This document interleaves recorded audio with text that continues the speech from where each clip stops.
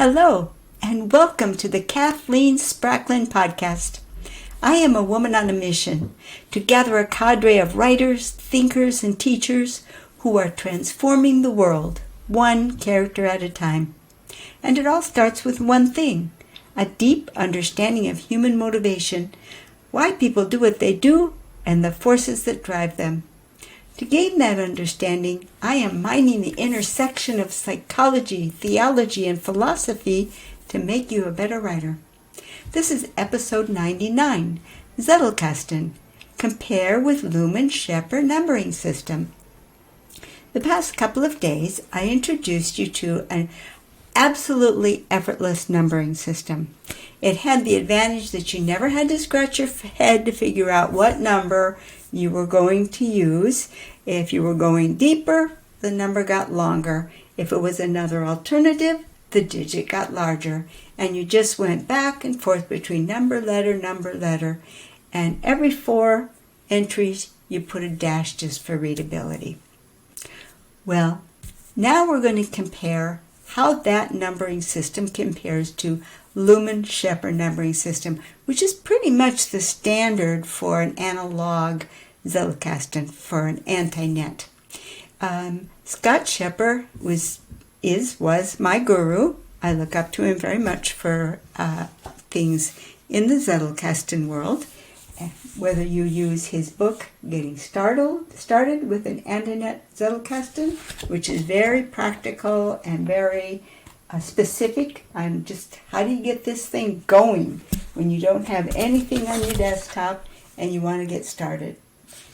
And his big classic tome, which is probably the last word on the subject, a terrific book.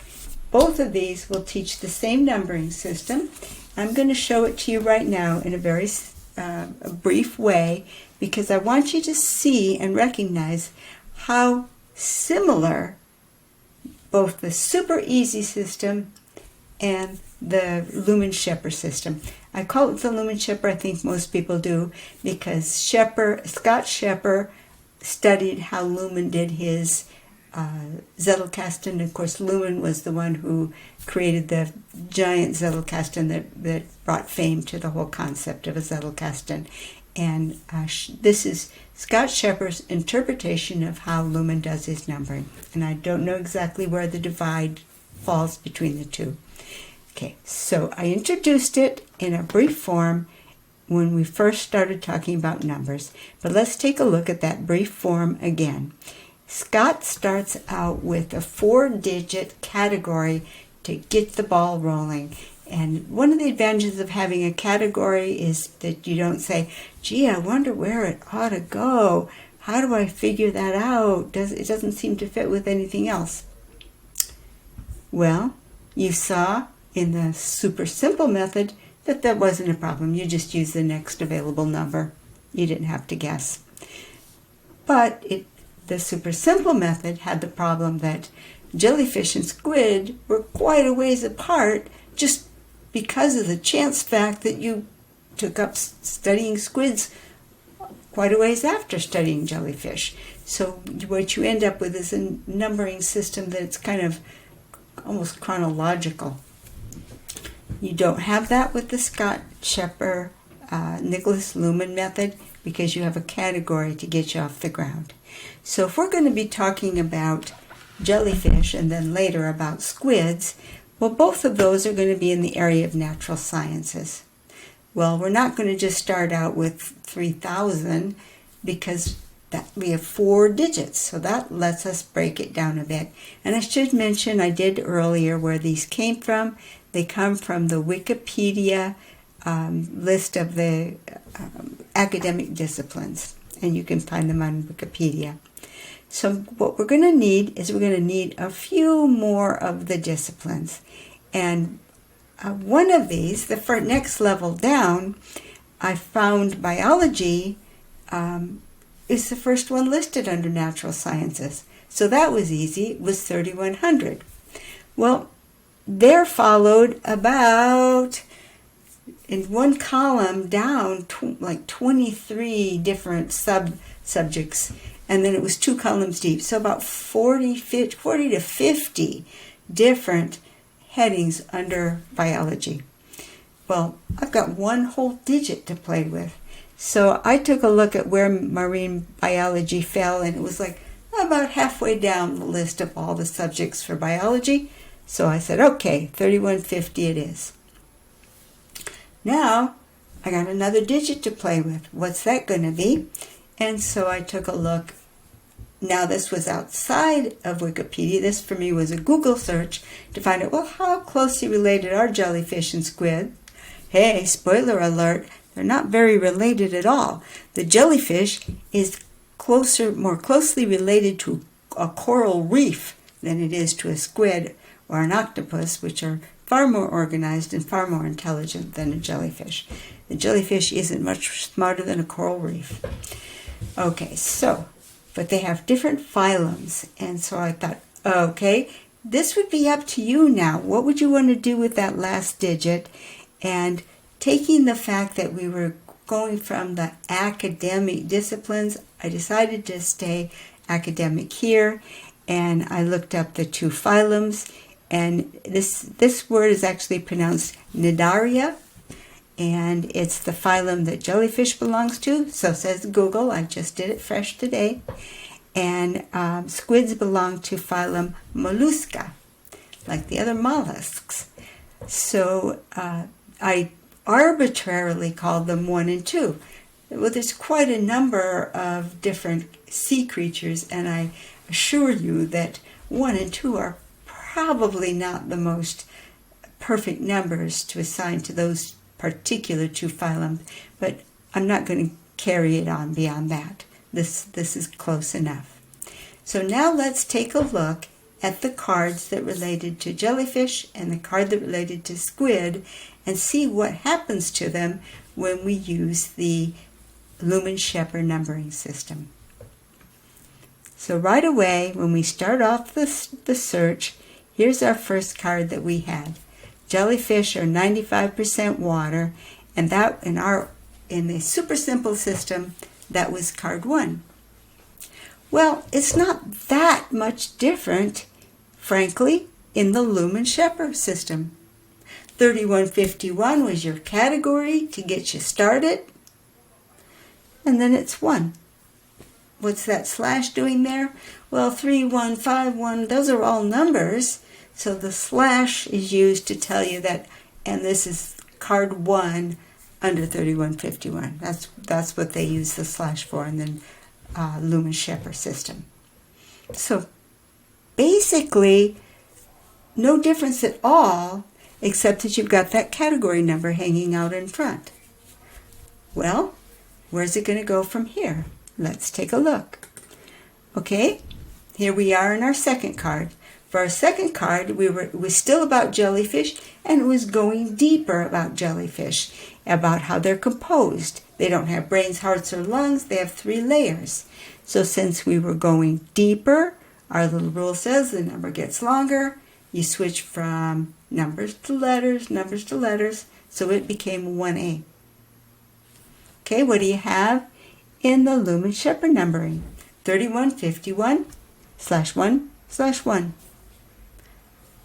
Those are the same, aren't they? Because A is the first letter of the alphabet. So your 3151 places you, /1/1 is identical to 1A.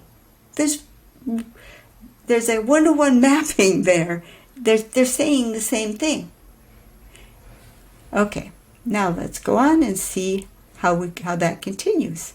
All right, 1A1 starts naming the layers of the jellyfish. And what do you get?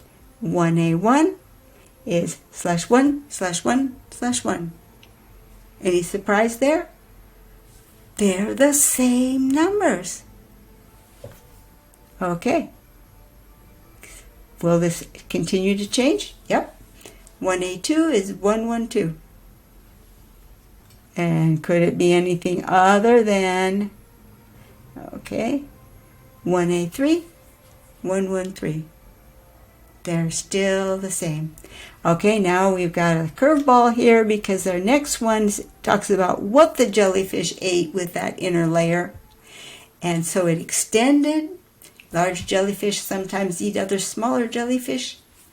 And so it extended. Well, guess what? The Luhmann-Scheper numbering system extended too. And you have 3151, your spot in the system, 1131, 1A, 3A. They're identical. They're a one-to-one mapping. All right, now we're going to have another card coming up. This is where we switch to a different topic about jellyfish. Suddenly we're talking about jellyfish have been around for 500 million years. Well, that was our card 1B because it's off on another subject. It's still about jellyfish, 1, but it's on another topic, so that was 1B. Well, what do we get in our Luhmann-Scheper numbering system? 3151 /1 /2. They're the same. What do you know? So now we know that the Luhmann numbering system gives you a place to start with so that things can sort closer together that go together. And beyond that, it's the same as the super simplified method. No difference. Now, remember those color cards we had in there that kind of served like a directory? And we put one in there because 1A and 1B were pretty far apart, and we might want to know right up at the start that there is a 1A and a 1B. How do those differ between this super easy system and the Luhmann-Scheper? Let's take a look. Okay, here the super simple method said this card isn't really a part of the Zettelkasten, and to show this we're going to put it on a colored card so there's no mistaking it. It's not really a member of the Zettelkasten. Therefore, it can have the same number, no problem. It can share the same number as a card that is in the numbering system. And then we said, okay, 1A is going to be about the 3 layers, and 1B is going to be about how long they've been around. And we called it a directory card. Okay, here's the main difference over here. In the Luhmann-Scheper system, every card is a part of the system. And so it's a white card. It's part of the system. Well, you want to make sure it sticks as close as possible to that card 1 because it tells you what's under card 1. And so this is a Scott Scheperism. He gives it a number minus 1,000 to put it way up at the front. Nothing's going to bump in front of that card, and it will always sit there at the front of his list. He calls it a branch collective. I mentioned that when I introduced the term. I just call it a directory card because that seems simpler to me, but if you want to call it the technical term is a branch collective. And once again, you can see that they're the same. In the super simplified method, give it a different color and give it the same number. They'll stick right together like glue. Under the Luhmann-Scheper, this being more Scheper than Luhmann, you give it a minus 1,000 number so that nothing can squeak in front of it, and it'll come right after the 1. So you're seeing the same thing in 2 different forms. All right, we've got one more card that we've got to take a look at. It's time to take a look at our Squid card. Now, here's your big difference. The Squid card was card 6 because it was the 6th topic we came to, and jellyfish was topic 1. If you've got a mature Zettelkasten multi-box, like Zeke here, my Zettelkasten, those are going to be drawers apart. And here is where the advantage of the Luhmann-Scheper it comes in. Instead of 3151, it's 3152. So it's going to come right after the jellyfish. You're going to have the squids. So you can see that numerically that they're identical, effectively identical. You got a place card in front of it that you get 4 digits to play with. You can break it down as much as you want before you say, okay, I'm going to start numbering my cards now. And then comes your card numbers, which are effectively the same thing in the 2 systems. One is a little bit ///. I'm not a fan of ///. I'd rather go 1A, 1B, number, letter. But there's a real advantage here with these categories. So now the next question is, can I get the best of both worlds? Well, of course. And we'll talk about that tomorrow. So that's all for now. I'll see you over at, didn't tell you about Lilypub. Let me go type in Lilypub. Okay, here's where I hang out in social media. I hang out in a private network called Lilypub. It's not free, but it's pretty darn cheap. And if you can join at members.lilypub.org, and you can find me there very quickly. In fact, if you do sign up, I'll be saying hi to you very quickly. And I'm about to form a Zettelkasten group. I've sounded out a few members at Lilypub, and there's a lot of enthusiasm for it. So probably, maybe even first thing tomorrow morning, I'm going to set up a group on Lilypub where we can talk about numbering, and we can have an interaction, we can have a conversation, you can ask your questions, you can get to meet other people who are playing around with Zettelkastens.